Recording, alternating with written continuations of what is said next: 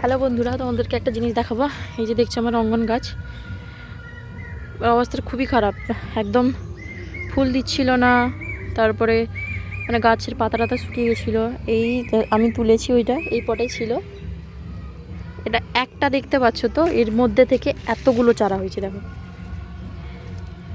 কতগুলো চারা হয়েছে, শুধু দেখো। একসাথে এইভাবে ছিল, এইভাবে থাকলে কি করে ফুল দেবে ও, দিচ্ছিল না। এই জাস্ট কটা চারা আছে, আমি তোমাদের করে দেখাচ্ছি। এটা একটা দুটো, এ আবার এখানে জয়েন্ট হয়ে আছে। এই যে তিনটে, এই যে চারটে, পাঁচটা, ছটা,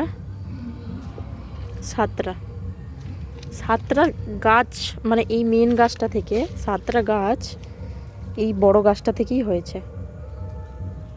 আর মনে হচ্ছে নেই, এটা হচ্ছে একটাই গাছ। এর পাশ থেকে, এই চের থেকে সব বেরিয়ে বেরিয়ে এতগুলো গাছ হয়েছে।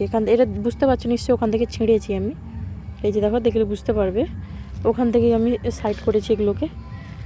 এটাকেই বসাবো, মেন গাছটাকে, বড় গাছটাকে। আর ওগুলো অন্য পটে একটা একটা করে বসাতে হবে, নাহলে আমি নিচে নিয়ে গিয়ে আমার বাড়িতে লাইন করে বসিয়ে দিলে খুব সুন্দর লাগবে। এটা লাল রঙের রঙ্গন গাছ আছে আমাদের, যেটা দেশি ভ্যারাইটি হয়, তবে এর ফুলগুলো ছোট ছোট হয়, এত বড় রঙ্গন গাছ নয় এটা।